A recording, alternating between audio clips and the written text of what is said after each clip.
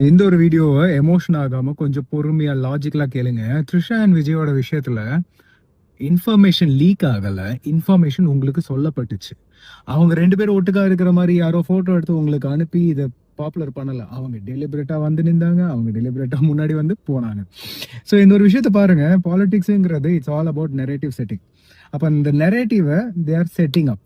இது இவருடைய தி grand master பிளானா இருக்கலாம், இல்லாட்டி உச்சகட்ட அகங்காரத்தோட நான் இப்படித்தான் அப்படின்னு காட்டலாம். எனக்கு தெரிஞ்சு த ஃபர்ஸ்ட் ஒன்னா தான் இருக்கும்னு நினைக்கிறேன், இந்த grand design and grand plan. ஏன்னா ஒரு ஒரு விஷயத்த நம்ம சொல்ல போறோம்னா, ஒரு விஷயம் ரிவீல் ஆயிடுச்சு, நமக்கு தெரியாம ஒரு இடத்துல ரிவீல் ஆயிடுச்சு. இப்போ இதை நான் மூடி மறைக்கிறத விட நான் டெலிபரேட்டா ஓப்பனா வந்து ஆமா அப்படின்னு சொல்லும்போது இன்னும் வெடிக்கும். இது வெடிக்கும் போது கூட இருக்கிறவங்களாம் சப்போர்ட் பண்ணுமா சப்போர்ட் பண்ணக்கூடாதாங்கிற கன்ஃபியூஷன் வரும். இவர் இந்த பிலாசபியை ரொம்ப இடத்துல யூஸ் பண்ணியிருக்காரு.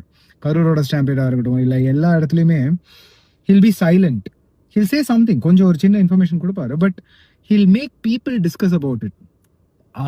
ஆட்களை அதோட கண்ணோட்டத்தை அவங்கள பார்க்க வைப்பாங்க. ரேதர் தென் சேயிங் இப்படி நட இப்படி யோசிங்கிறத விட நீ சிந்தி எனக்காக நீ பேசு அப்படிங்கிற அந்த ஒரு ஸ்டாண்ட் எடுப்பாரு. இந்த ஒரு ஆங்கிளையும் நான் அதுதான் பாக்குறேன். எலெக்ஷன் வர்றதுக்கு முன்னாடி ஜஸ்ட் ஒரு 3-4 டேஸுக்கு முன்னாடி இந்த நியூஸ் வந்திருந்ததுன்னா பெரிய விஷயம். ஆனா இப்பவே நான் அதை போட்டு உடைச்சிட்டேன்னா இந்த ஃபயர் வந்துட்டு will be there only for like matter of days. ஒரு 4-5 நாளுக்கு அப்புறம் நம்ம மறந்துடுவோம். மனிதர்களோட இயல்பே மறக்கிறது தான். ஸோ இதை டெலிபரேட்டா கடைசி மொமெண்ட்ல உடைக்கிறதா இல்ல முன்னாடியே உடைக்கிறதான்னு கேட்கும்போது they would have thought முன்னாடியே உடைச்சிரு, ஒரு வாரம் சர்ச்சையா போகட்டும், அதுக்கப்புறம் பேசுற போற டாபிக் தான் வந்து இம்பார்ட்டண்டா நிற்கும். பிகாஸ் நீங்க இதுக்கு முன்னாடி எவ்வளவு பெரிய தலைவர்கள் எடுத்திருந்தாலுமே அவங்களோட பர்சனல் லைஃபை தள்ளி வச்சிருவாங்க.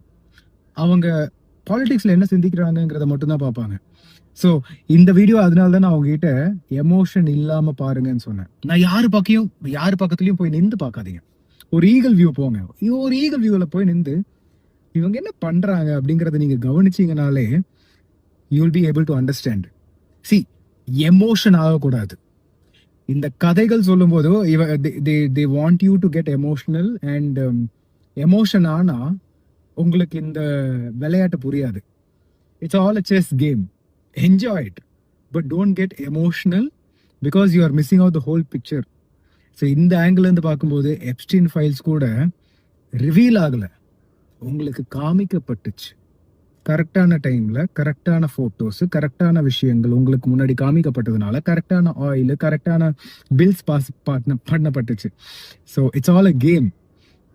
Think about this.